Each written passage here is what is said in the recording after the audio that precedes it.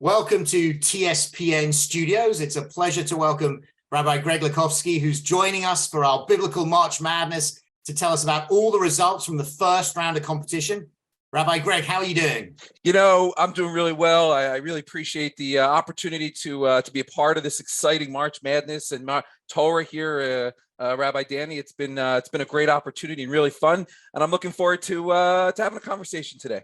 So before we find out the results from round one of our competition, which biblical figures are making it through to the next round, tell us a little bit, how was this experience for you? How was it trying to judge between some of these characters and make the decisions? I mean, wow, lots of really great characters here. Lots of great history, lots of great stories here. Some were pretty straightforward, but I got to tell you, Rabbi Danny, some weren't so straightforward. Some went down really to the wire with some great buzzer beaters. But I really I enjoyed the process, rereading some of the stories, really thinking about the values that these characters, bring to life. So it was an exciting March for sure. Great. And some of our members were saying that they might be reaching out to you to try and influence the judges. I just want to make sure none of that happened and that it's all yeah, I mean, this is really this is really all above board. I mean, there were certain members definitely that I got some text messages from that really wanted to sort of get a sense of where I was leading, but you know what, I really let the characters speak for themselves. I think they all left it out on the field and really tried to be a neutral arbiter of these stories. But for sure, I let those folks know that they just have to wait and see what the results would be. Great. So we're going to jump straight in. So what we'll do is we're going to hear all the results from that first round of action, and then maybe we'll have a bit of time for some questions afterwards. So moving to Region 1, our first matchup, Jacob against Shifra.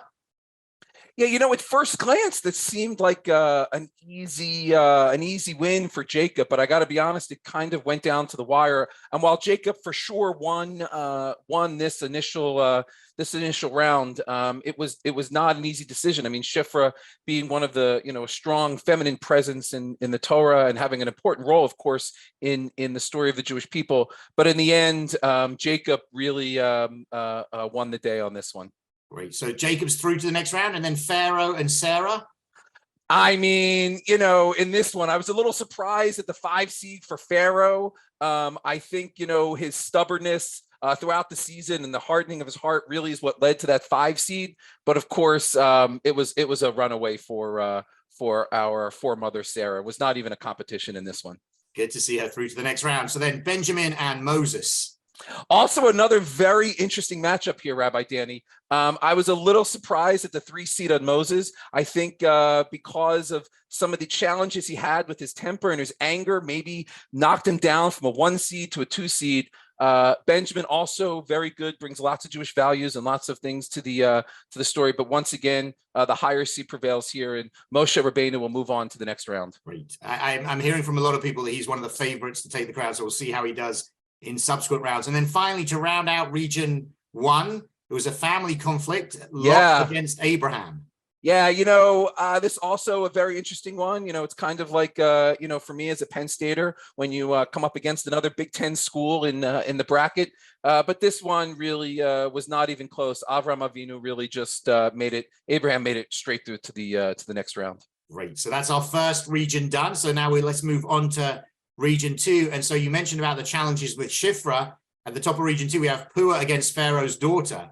Two people in similar stories and contexts. Again, this probably was the most challenging first round contest. It really actually went into a quadruple overtime. And it really came down to, I would say, a last second shot. And I think the upset here is going to go from Pharaoh's daughter. I think, an important character in the Bible, somebody who is outside of the community and really took on, an important part of the Jewish people's story. So we have an upset here in the first round, Pharaoh's daughter over Pua. And then continuing these all-female matchups, we then have Eve against Miriam. I got to be honest, on this one, I almost tapped out. I mean, it was a back and forth. I mean, how do you really choose between Eve and Miriam? But in the end, in this one, Miriam did prevail. And that was not probably in all of the choices, that was the hardest. Okay, good to know that. So Miriam's through, and then Dina and Rachel. I'm just gonna, rip the Band-Aid off here. This one, Rachel really comes through, and also kind of a harder decision on this one, but I think Rachel really came through on this one. Great. Okay, and the final one for Region 2, is it going to be a clean sweep for the women? Tamar against Adam. It actually is going to be a clean sweep here. I think this was the upset in the making here, but in the end, I think the role that Tamar plays in our story and the values that you asked me to bring along really led the way here.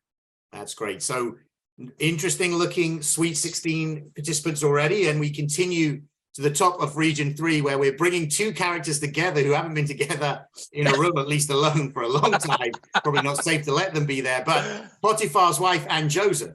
I mean, I think honestly, this was an easy choice here. I think the number 1 seed from Potiphar's wife, you were talking about things being above board in bribes earlier. I have a feeling that this number 1 seed is not exactly above board, that she used her standing as the wife of Potiphar to get that number 1 seed. But we're going to move on in the first round, Joseph. Nice. Some more upsets. So Noah against Rebecca.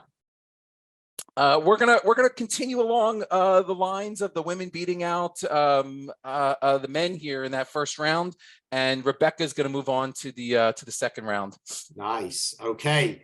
But Salel and Aaron, so again, two peers and contemporaries in this one. Yeah, this one was a similar kind of matchup that we talked about on the other side of the bracket, and this was really a hard decision. I mean, Aaron is a great leader of the Jewish people. He's the mouthpiece of Moses, and Bezalel, of course, the artist who brings that value of art and beautification in the wilderness into the temple. This was a tough choice. I went back and forth on this one. I was very close with Bezalel, but in the end, I think Aaron takes the win on this one. Good. Oh, nice. And finally, for Region 3, we have brothers against each other, facing off Judah against Reuben. Also, again, another family matchup, and I think a 7 seed for Judah. I just wonder what happened in the regular season there. This is going to be an upset here. Judah is going to take the day over his brother Reuben. I think Judah might be one of the dark horses we're keeping our eyes on for this competition. And I will say, I have no clue what the results are, so this is all from Rabbi Greg, so it's great to find out as I'm with you hearing them for the first time. So Leah against Isaac as we begin Region 4. Wow, what a matchup.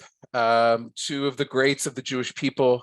I think, this one is going to have to go to Isaac, an upset on the seed here for our forefathers and foremothers. And that means all 3 patriarchs making it through to the Sweet 16 stage of the competition, which is all 3 keep an eye on. Yep. Yes, indeed. Okay, and then Yitro against Tzipporah. Again, such a great matchup. I have to be honest, there was a little bias here. My the bar mitzvah portion, my bar mitzvah portion is Parshat Yitro. Had Tzipporah gone up against anybody else, I have a feeling Tzipporah might have made it into the second round. But Yitro makes it through. Again, the value of wise counsel as an outsider coming in, I think really brings it forward. Nice. So that's our second non-Israelite through, following Pharaoh's daughter as well into the Sweet 16, just to keep an eye on those stats for those out there. So Laban against Levi. So, another interesting matchup in the first round. Again, I would have guessed a lower seed for Levi here. But here we go. The number 3 seed will overtake the number 6 seed. Levi will make it into the next round to join a few of his siblings as well. Nice. And when the computer spat out this final contest, I thought, how do you judge? You've got spy against spy. They're on the same side and giving their testimony. And yet here we have Joshua going up against Caleb, and one of them has to emerge triumphant. I was a little bit surprised at this one. I would have guessed that Joshua would have made a lower seed. Now, I have to tell you, if I were asked to take into account all of Tanakh, past Torah, Joshua may have pulled out the upset on this one, but I have to be honest, I was really trying to judge it by what happened in the Torah. And I've always thought of Caleb as the sort of leader of the spies, and Joshua sort of coming in as one of those leaders, but really taking on his role once Moses dies and into the book of Joshua. So just accounting for Torah, Caleb has to pull this one out. Wow. So those are some interesting results we've got in there. Some upsets, definitely in terms of the seeding and the characters. And I think we have in our Sweet 16 round, so we have 6 women, 2 non-Israelites, all 3 patriarchs, 1 set of siblings with Moses, Aaron, and Miriam all making it through. Only Judah and Levi from that set of siblings making it through to the next round. So we'll see what happens then. So thank you, Rabbi Greg, for joining us. And it was my pleasure. It was really an exciting first round, and I'm looking forward to seeing what everyone brings to the second round. I think we're going to see some more upsets and some more higher seeds making their way through. So I really appreciate the time, Rabbi Danny. Thank you.